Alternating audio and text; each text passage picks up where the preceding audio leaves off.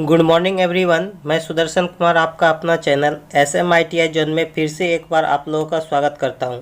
आज के इस वीडियो में मैं आप लोगों को बेसिक इलेक्ट्रॉनिक चैप्टर के कुछ वस्तुनिष्ठ प्रश्न के बारे में बताऊंगा जो आपके आगामी UPPCL TG2 एग्ज़ाम के लिए काफ़ी हेल्पफुल होगा।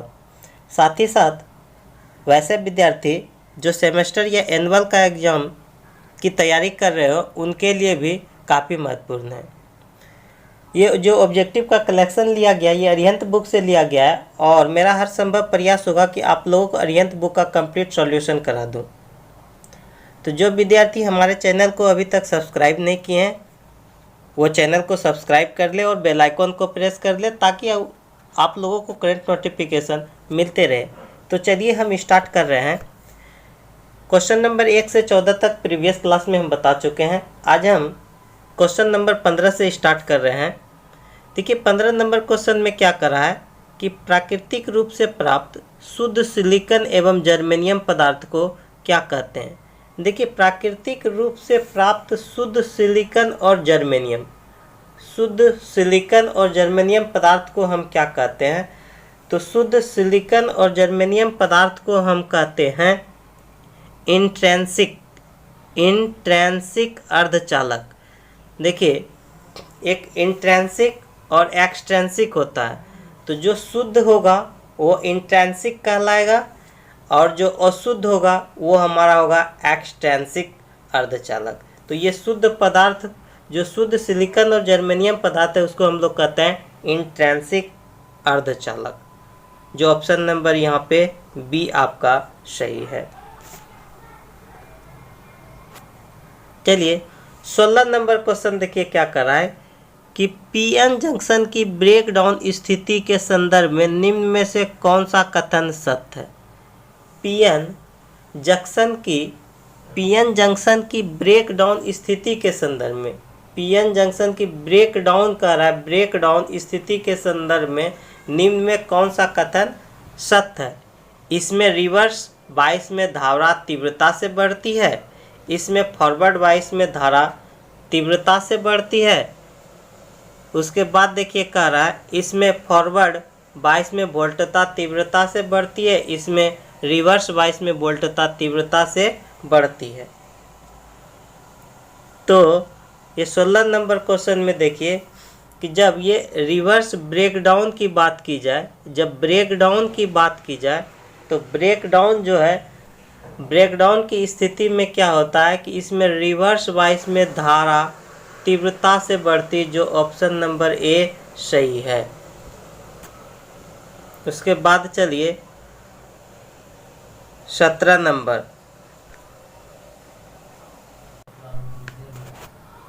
चलिए क्वेश्चन नंबर 17 की ओर चलिए। क्वेश्चन नंबर 17 देखिए क्या कर रहा है। 17 में कर रहा है डायोड में वह धारा जो बिना क्षति के अपने में से प्रवाह को गुजार सकता है वह डैश कहलाता है। देखिए डायोड में वह धारा जो बिना क्षति के अपने में से प्रवाह को गुजार सकता है वह क्या कहलाता है। तो उसको हम लोग क्या कहते हैं, तो उसको हम लोग कहते हैं अधिकतम सर्ज धारा। अधिकतम सर्ज धारा, डायोड में वह धारा जो बिना क्षति के अपने में से प्रवाह को गुजार सकता है। बिना क्षति के अगर कोई धारा अपने में से गुजार रहा हो तो हम उसको कहेंगे अधिकतम सर्ज धारा, जो ऑप्शन नंबर सी सही है। 18 नंबर क्वेश्चन को समझिए। डायोड शब्दावली में PIV का विस्तृत रूप है। डायोड शब्दावली में ये PIV का विस्तृत रूप पूछा जा रहा है। तो विस्तृत रूप क्या है। P से हो गया पीक, I से हो गया इन्वर्स, V से हो गया voltage, peak inverse voltage. Diode शब्दावली में PIV का फुल फॉर्म होता है पीक इन्वर्स वोल्टेज, जो ऑप्शन नंबर सी आपका सही है। 19 नंबर क्वेश्चन को समझिए। 19 नंबर क्वेश्चन में समझिए। 19 नंबर क्वेश्चन में कह रहा है एक तरफ सूची मैंने चिन्ह है, दूसरे तरफ इसका विशेषता है। तो PIV देखिए PIV का मिलान करना है। PIV का क्या अर्थ होता है, पीक इन्वर्स वोल्टेज। तो पीक इन्वर्स वोल्टेज देखिए यहाँ पे दिया हुआ है पीआईवी का फुल फॉर्म, तो ये हो गया पीक इन्वर्स वोल्टेज, जो ऑप्शन नंबर 4 सही है। दूसरा देखिए आईएस का फुल फॉर्म क्या होगा।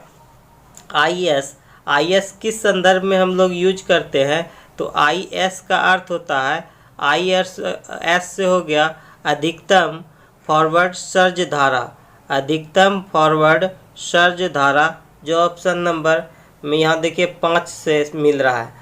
आईएफ से क्या अर्थ हो गया, आईएफ से हो गया आपका, आईएफ से आपका अर्थ हो गया अधिकतम फॉरवर्ड धारा, एफ से हो गया फॉरवर्ड और आई से हो गया करंट, अधिकतम फॉरवर्ड धारा। उसके बाद देखिए वीएफ का अर्थ हो गया अधिकतम फॉरवर्ड वोल्टेज पतन, जो 1 नंबर है। फिर आरई है तो अधिकतम विपरीत धारा, जो ये देखिए इसका ये 3 नंबर होगा। यानी आपका ये जो है ना यहाँ पे ऑप्शन बी सही है, ऑप्शन नंबर बी इसका मैच कर रहा है।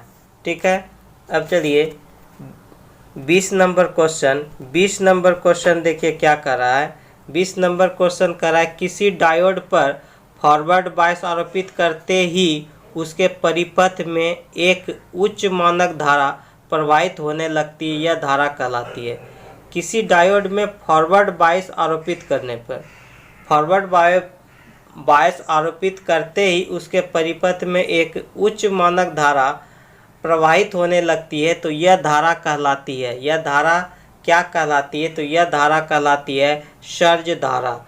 यह धारा मेरा कहलाती है सर्ज धारा। किसी डायोड पर फॉरवर्ड बायस आरोपित करते ही उसके परिपथ में एक उच्च मानक धारा प्रवाहित होने लगती है, तो यह धारा कहलाती है सर्ज धारा, जो ऑप्शन नंबर ए सही है।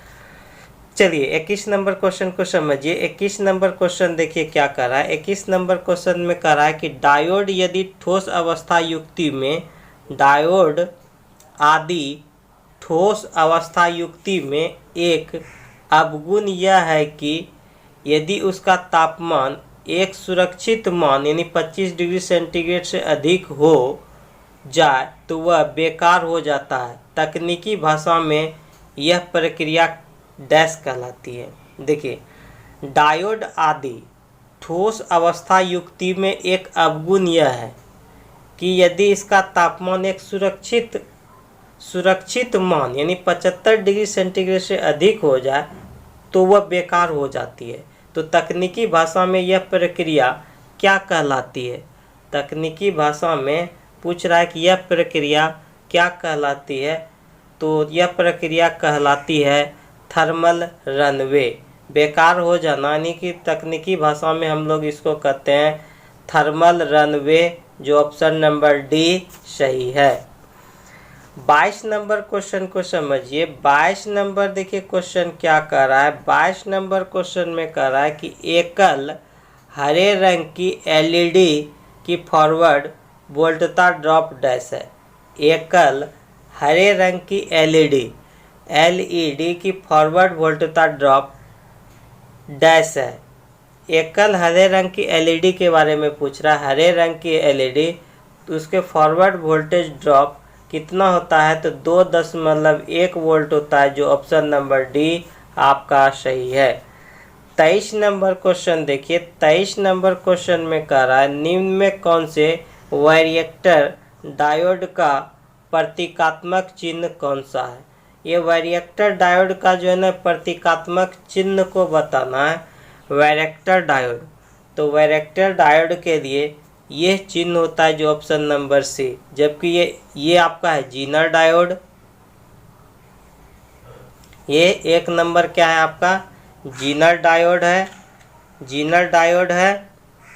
ठीक है, ये ऑप्शन नंबर सी आपका सही है। चलिए 24 नंबर क्वेश्चन को समझिए। 24 नंबर क्वेश्चन देखिए क्या कह रहा है। 24 नंबर क्वेश्चन देखिए। 24 नंबर क्वेश्चन में एक तरफ सूची 1 है और दूसरे तरफ सूची 2 है। तो जीनर डायोड क्या होता है। जीनर डायोड देखिए, ये जेनर डायोड हमेशा जो है ना रिवर्स वाइस पे काम करता है, ये याद रखिएगा। ठीक है, तो रिवर्स बाइस में काम करेगा। जीनर डायोड हमेशा क्या करता है, रिवर्स बाइस में काम करता है। तो जीनर डायोड हमेशा रिवर्स बाइस पे काम करेगा। फिर देखिए, फिर चलिए उसके बाद आपका है फोटो कंडक्टिव। तो फोटो कंडक्टिव भी क्या होगा, फोटो कंडक्टिव भी आपका रिवर्स बाइस पे काम करता है। ठीक है। उसके बाद देखिए प्रकाश उत्सर्जक डायोड। प्रकाश उत्सर्जक डायोड सिर्फ आपका क्या करता है, फॉरवर्ड बाइस पे काम करता है। उसके बाद वरिएक्टर डायोड भी आपका रिवर्स बाइस पे काम करता है।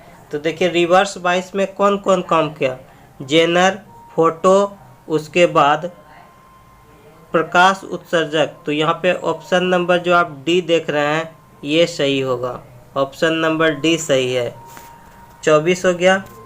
25 नंबर क्वेश्चन देखिए, 25 नंबर क्वेश्चन करा है, आजकल बल्ब के स्थान पर निम्न वोल्टता पर कार्य करने वाली ठोस अवस्था युक्ति प्रयोग की जाती है, उसका नाम है।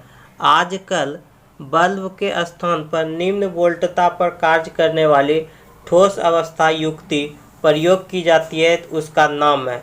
तो उसका नाम है लाइट इमिटिंग डायोड। आजकल बल्ब के स्थान पर निम्न वोल्टता पर कार्य करने वाली ठोस अवस्था युक्ति प्रयोग की जाती है, उसका नाम है लाइट इमिटिंग डायोड, जिसको हम लोग कहते हैं LED, जो ऑप्शन नंबर सी सही है।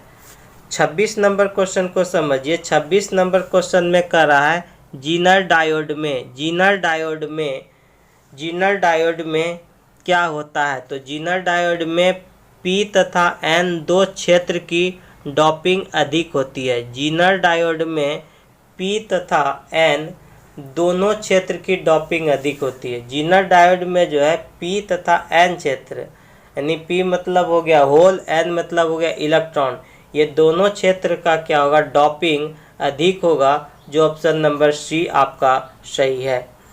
उसके बाद चलिए 27 नंबर क्वेश्चन देखिए। 27 नंबर क्वेश्चन में क्या कर रहा है, 27 नंबर क्वेश्चन में आपका कह रहा है कि चित्र में किस डायोड का अभिलक्षण वक्र प्रदर्शित किया जाता है। चित्र में किस डायोड का अभिलक्षण वक्र प्रदर्शित किया गया है। तो किस डायोड का वक्र प्रदर्शित किया गया है, तो वो आपका जीनर डायोड है, जो ऑप्शन नंबर सी आपका सही है, 28 नंबर क्वेश्चन को समझिए। 28 नंबर क्वेश्चन में कह रहा है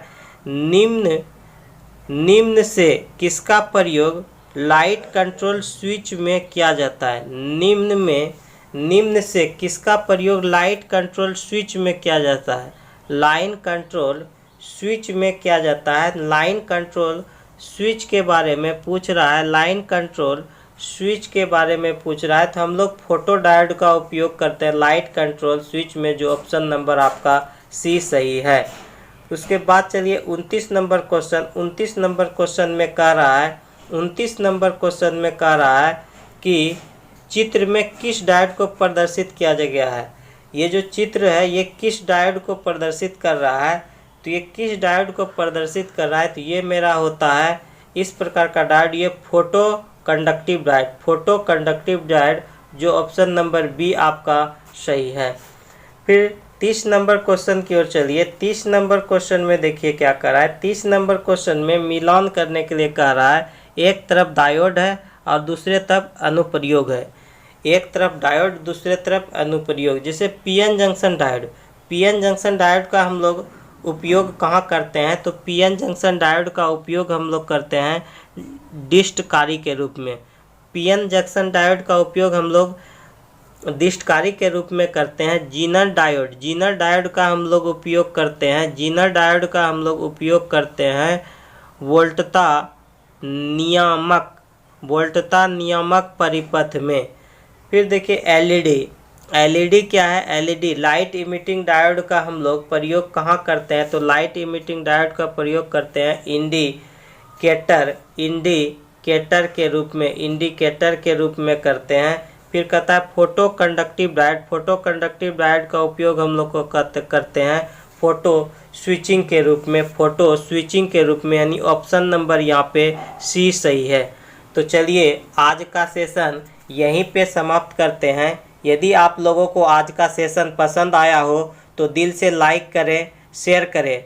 यदि हमारे चैनल पे नए हैं तो चैनल को सब्सक्राइब करें, वो बेल आइकॉन को प्रेस करें ताकि आप लोगों को करंट नोटिफिकेशन मिलते रहे। मिलते हैं next day. Thank you class.